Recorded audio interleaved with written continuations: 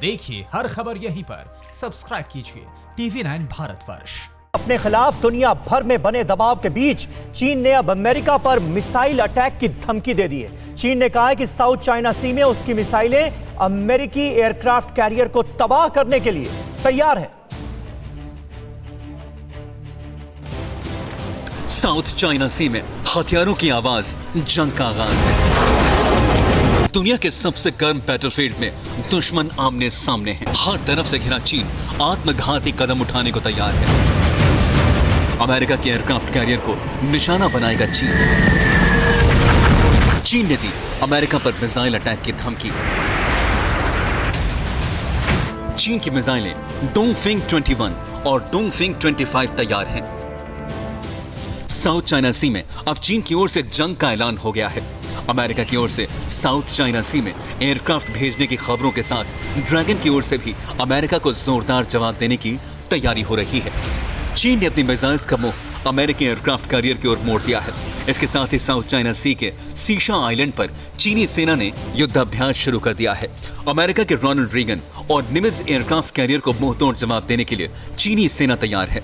चीन के विदेश मंत्रालय ने भी अमेरिका पर इलाके में शांति के माहौल को खराब करने के गंभीर आरोप लगाए हैं। लेकिन सच तो यह है कि अब चीन को लगने लगा है कि उसकी सारी चालों से पर्दा उठ चुका है और यही वजह है कि इस वक्त चीन अकेला खड़ा है और दुनिया के सभी बड़े देश उसे अपने निशाने पर लेने का मन बना चुके हैं। अब आपको बताते हैं कि आखिर चीन अमेरिका पर इतना क्यों भड़का हुआ है। दरअसल रोनाल्ड रीगन और निमित्ज दोनों परमाणु शक्ति से lace multi vision aircraft carrier हैं। ये दोनों दुनिया के सबसे बड़े जहाजों में गिने जाते हैं और ये दोनों करीब 5000 नौसैनिकों को ले जाने की क्षमता रखते हैं। साउथ चाइना सी में इन दोनों एयरक्राफ्ट की तैनाती से साफ है कि अब अमेरिका चीन पर अपनी ताकत आजमाने को तैयार है। और अमेरिका जश्न तो अपनी आजादी का मना रहा था, लेकिन गुस्सा चीन के खिलाफ दिखा। राष्ट्रपति डोनाल्ड ट्रंप ने एक बार फिर अमेरिका में कोरोना के कहर के पीछे चीन को जिम्मेदार ठहराया। ये पूरी रिपोर्ट देखिए। अमेरिका कोरोना वायरस से कराह रहा है। अमेरिका में कोरोना आउट ऑफ कंट्रोल हो गया है और कोरोना वायरस को चाइनीज वायरस कहने वाले अमेरिकी राष्ट्रपति डोनाल्ड ट्रंप ने एक बार फिर चीन पर हमला बोला है। अमेरिका के 244वें स्वतंत्रता दिवस के मौके पर डोनाल्ड ट्रंप ने वॉशिंगटन में दूसरे सैल्यूट टू अमेरिका कार्यक्रम को संबोधित किया। यहाँ ट्रंप ने कहा कि देश में सब कुछ ठीक चल रहा था, तभी चीन से आए वायरस ने हमला बोल दिया। कोरोना वायरस से दुनिया में अगर कोई देश सबसे ज्यादा प्रभावित हुआ है तो वो अमेरिका है। यहाँ कोरोना के कुल मामले 28 लाख से ज्यादा हो गए हैं। 1,29,000 से ज्यादा मौतें हो चुकी हैं।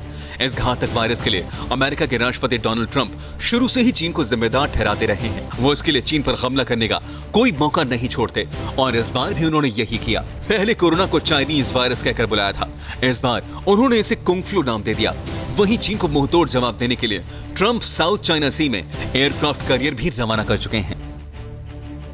और गैंगस्टर विकास दुबे के मामले में यूपी पुलिस को बड़ी कामयाबी मिली है। पुलिस ने उसके सबसे करीबी साथी दयाशंकर अग्निहोत्री को धर दबोचा है। यह बदमाश अब विकास दुबे को लेकर बड़े बड़े खुलासे कर रहा है।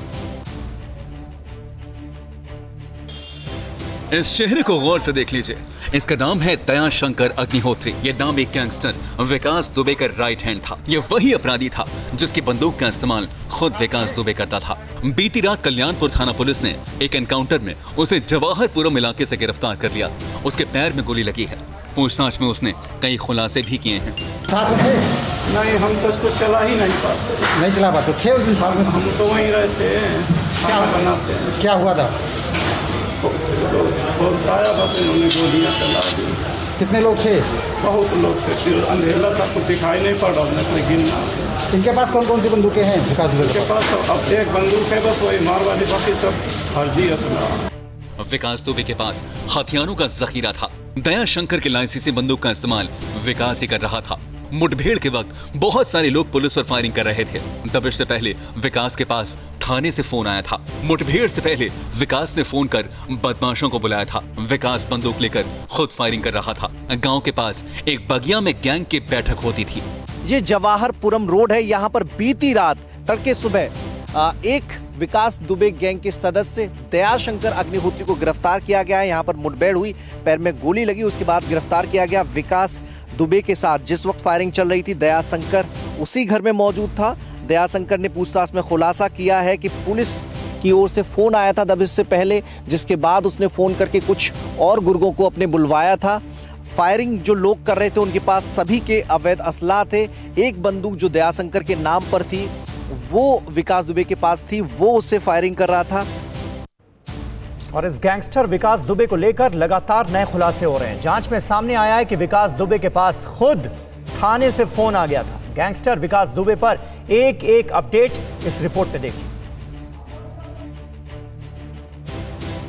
कानपुर में 8 पुलिस वालों को शहीद हुए 2 दिन से ज्यादा हो चुके हैं, लेकिन गैंगस्टर विकास दुबे का अब तक कुछ पता नहीं चल पाया है। उधर यूपी पुलिस और एसटीएफ मिलकर लगातार दबिश दे रही है। विकास दुबे की खोज में चप्पा चप्पा छान रही है।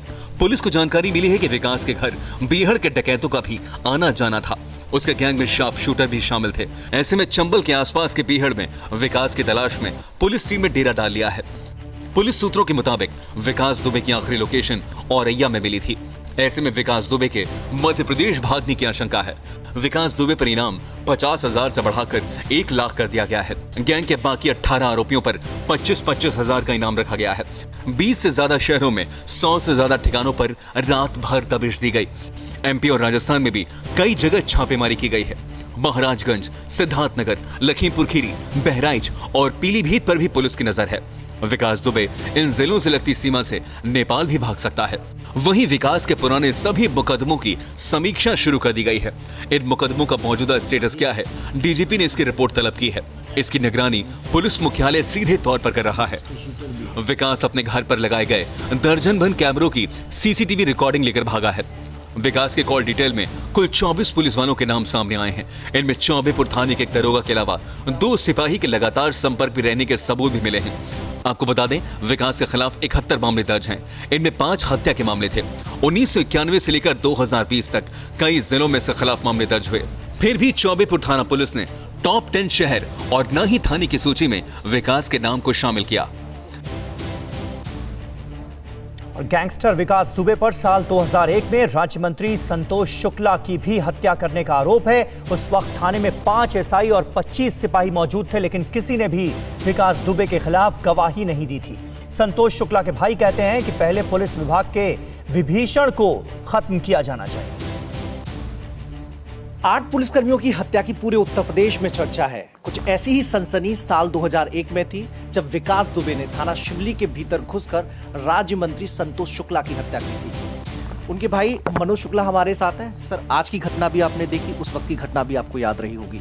क्या ऐसा ही अंदाज रहा है कि पुलिस को इसी अंदाज में चुनौती देता है वो? जब 2001 में हत्या करी थी तब स्थान परिवर्तन था। आदमी सबसे ज़्यादा सुरक्षित अपने आप को थाने के अंदर मानता है। वहाँ पे 25 सिपाही, 5 सब इंस्पेक्टर मौजूद थे।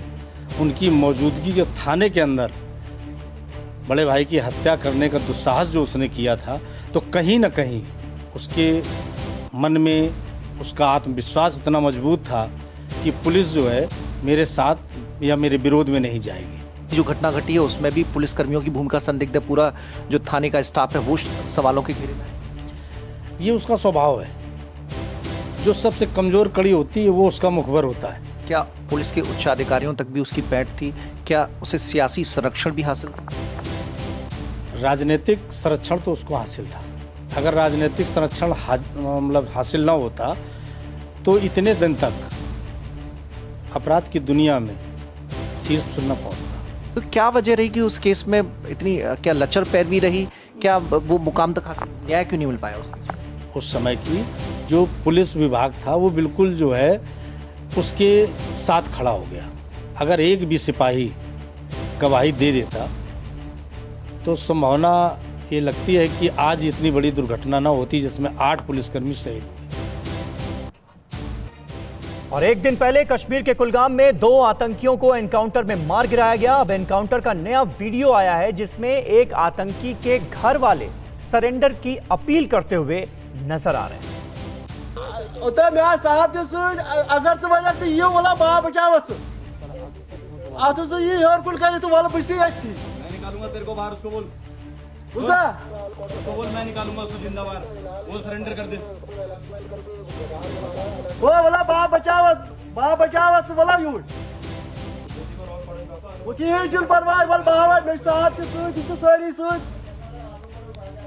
अत हर कुन ये नबर कुन परवाह चुन की। सुना आपने, ये एक दिन पहले कुलगाम में मारे गए आतंकी के रिश्तेदार हैं। इस वीडियो से साफ जाहिर है हमारे जवान आतंकियों को भी मौका देते हैं ताकि वो अपने गुनाहों को कबूलें, उसकी सजा भुगतें और नई जिंदगी शुरू करें। कुलगाम में एक दिन पहले मुठभेड़ में 2 आतंकी मारे गए, लेकिन उनका एनकाउंटर करने से पहले कुलगाम पुलिस ने एक आतंकी के घर वालों को बुला लिया, उनसे अनाउंसमेंट करवाया ताकि वो सरेंडर कर दें।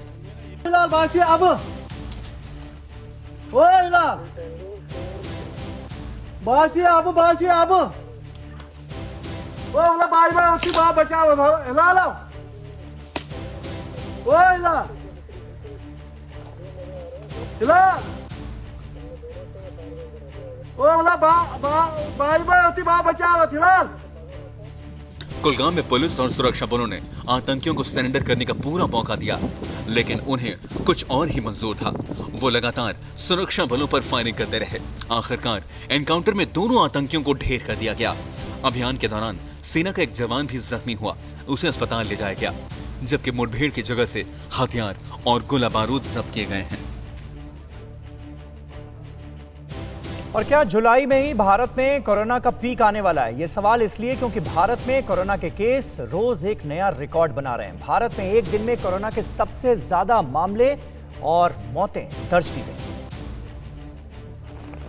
देश में मॉनसून का सीजन शुरू हो चुका है। कई राज्यों में लगातार बारिश से हालात खराब होते जा रहे हैं और बारिश के साथ साथ वायरस ने भी बहुत तेज रफ्तार पकड़ ली है। दिल्ली के एम्स के डायरेक्टर डॉक्टर रणदीप गुलेरिया ने मई महीने में ही कह दिया था कि भारत में कोरोना का पीक जुलाई अगस्त में आ सकता है, और अब कह सकते हैं कि कोरोना के ताजा आंकड़े देश को उसी दिशा की तरफ ले जा रहे हैं।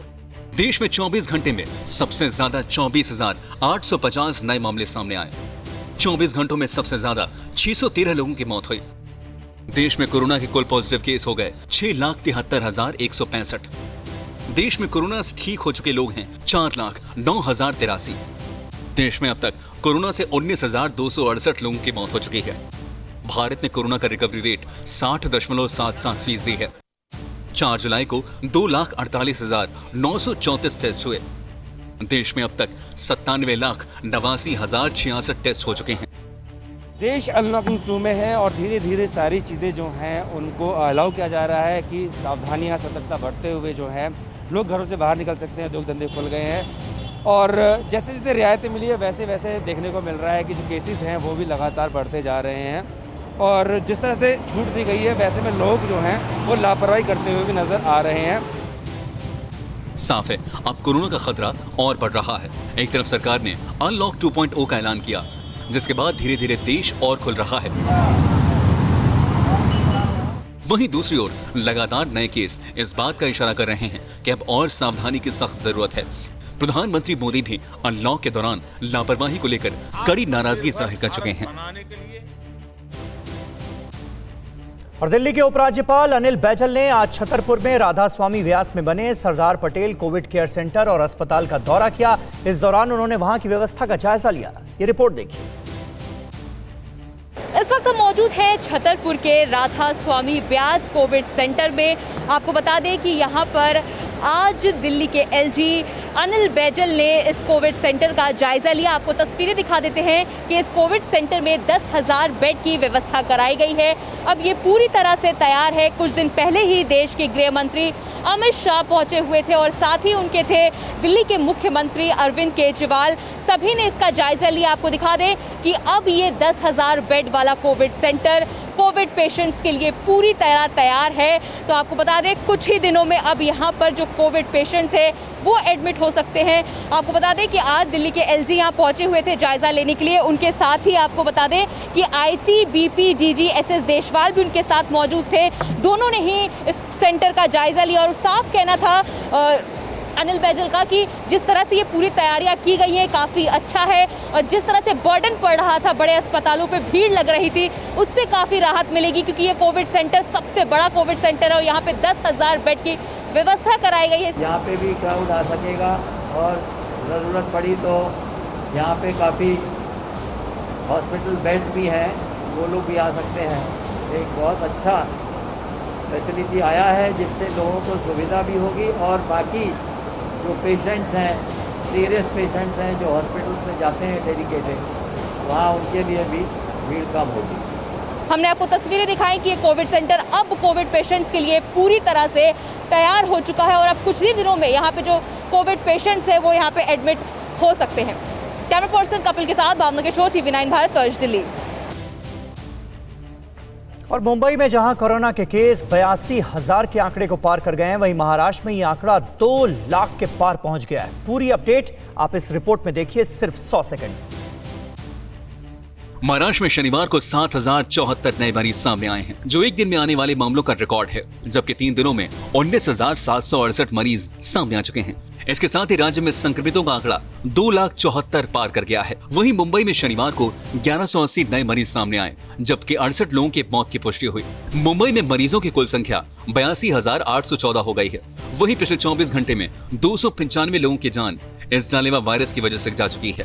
मुंबई में अब तक 53,463 मरीज ठीक होकर घर जा चुके हैं। महाराष्ट्र राज्य में पिछले 24 घंटे में 7,074 नए मरीज सामने आए हैं। आपको बता दें कि पिछले 3 दिनों में ये आंकड़ा काफ़ी आया है। 19,768 मरीज 3 दिनों के अंदर राज्य में सामने आए हैं। इसके साथ ही आपको बता दें कि मुंबई में कल शनिवार को 1180 मरीज सामने आए, जबकि मुंबई में कुल मरीजों की संख्या 82,814 पहुंच चुकी है और उसके साथ ही 53,463 मरीज अभी तक इलाज करा के अपने घर जा चुके हैं। लेकिन राज्य की स्थिति जो है, लगातार मरीज बढ़ रहे हैं और पिछले 3 दिनों में 19,000 से ज़्यादा मरीज नए सामने आए हैं। और आपको बता दें कि अब जो आंकड़ा है राज्य का मरीजों का, वो 2 लाख के पार जा चुका है। और ये एक मुंबई का अस्पताल है, कस्तूरबा अस्पताल, जो कोविड हॉस्पिटल है महानगर पालिका का। यहाँ पर भी काफ़ी मरीज हैं और शुरुआत में जो लैब टेस्टिंग होती थी वो इसी अस्पताल से शुरुआत हुई थी। कैमरा पर्सन सुभाषिष दाम के साथ अखिलेश तिवारी, TV9 भारतवर्ष, मुंबई। और महाराष्ट्र के बुल्ढाना से इमारत गिरने की हैरत अंगेज तस्वीरें सामने आई हैं। बुल्ढाना के नांदुरा में शनिवार शाम को 3 मंजिला इमारत ताश के पत्तों की तरह भरभरा कर गिर गई। इमारत आशीष नवगजे नाम के एक शख्स की बताई जा रही है। इसे सिर्फ 30 साल पुरानी बताया गया है। इमारत के नीचे एक दुकान भी थी, जबकि इमारत में आशीष अपने परिवार के साथ रहते थे। ये देखिए किस तरह से ये पूरी की पूरी इमारत जो है ये जमींदोज हो गई, भरभरा कर ताश के पत्तों की तरह ढह गई। सिर्फ और सिर्फ 3 सेकंड में 3 मंजिला बिल्डिंग जमींदोज हो गई। अचानक इमारत में कंपन हुआ, जिससे लोग अलर्ट हो गए। और सबसे बड़ी राहत की बात यह रही कि सही समय पर इस घर में रहने वाले लोग बाहर निकल गए। इस वजह से किसी की जान नहीं गई। नगर परिषद ने इमारत के मालिक को खाली करने का नोटिस भी दिया था, लेकिन इमारत खाली नहीं की गई। बड़ी लापरवाही बरती गई और जिसका खमियाजा ये हुआ कि बाल बाल इस इमारत में रहने वालों की जिंदगियां बची हैं। 3 सेकंड में ये इमारत कैसे ढह गई, देखिए आप।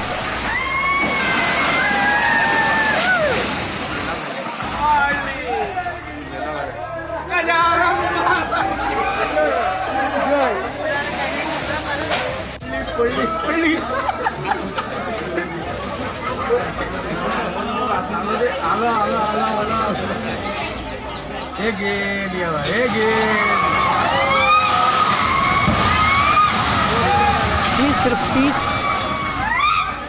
तो ऐसा नहीं है कि ये इमारत बहुत ज्यादा पुरानी थी, सिर्फ 30 साल पुरानी थी।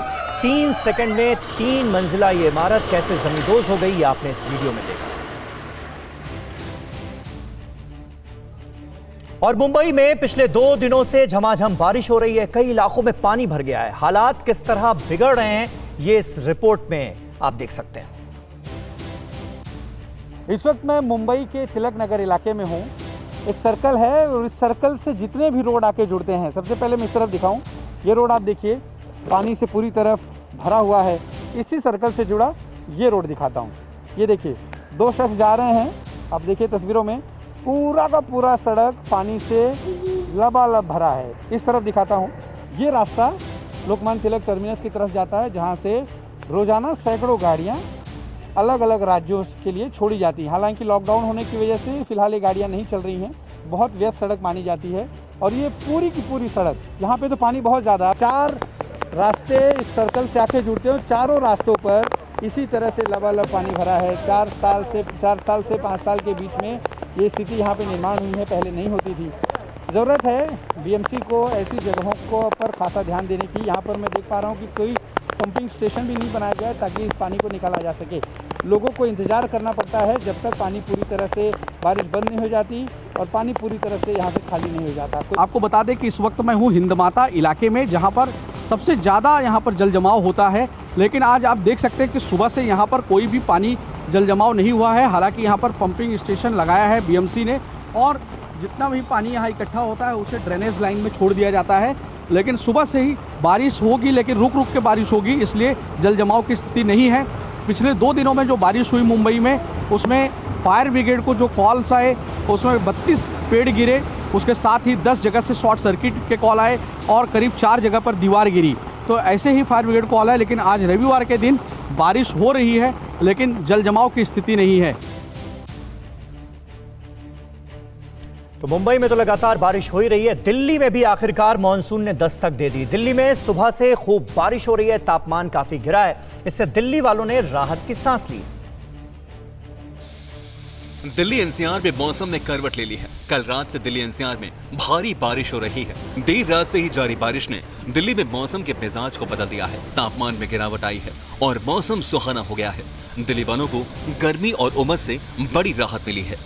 दिल्ली एनसीआर में एक बार फिर से मौसम ने करवट लिया। आपको बता दें कल रात से ही दिल्ली एनसीआर में तेज बारिश हो रही है, जिसके बाद मौसम का मिजाज बदल गया। इस वक्त हम बारापुला पर मौजूद हैं। आपको तस्वीरें दिखा देते हैं कि सुबह की तस्वीरें देखिए कि जिस तरह से कल रात से बारिश हो रही है, उसके बाद जो मौसम का मिजाज है वो बदल गया है। तापमान में गिरावट दर्ज की गई है और मौसम जो है वो सुहाना हो गया है। आपको बता दें कल रात से ही दिल्ली में बारिश हो रही है। बारिश के कारण तापमान में गिरावट दर्ज की गई है। वहीं दिल्ली वालों को गर्मी और उमस से बड़ी राहत मिली है, क्योंकि जिस तरह से पिछले कई वक्त से जो पारा है वो 45 डिग्री सेल्सियस दिल्ली में दर्ज किया गया था, लेकिन कल रात से ही बारिश जिस तरह से हो रही है उसके बाद मौसम सुहाना हुआ है और तापमान में गिरावट दर्ज किया गया है। और अगर बात करें दिल्ली और इस सटे इलाकों की, तो जैसे नोएडा, गुरुग्राम हो गया, वहां पर भी बारिश के साथ साथ आंधी ने दस्तक दी है। तो हम मान सकते हैं कि जिस तरह से बारिश हो रही है,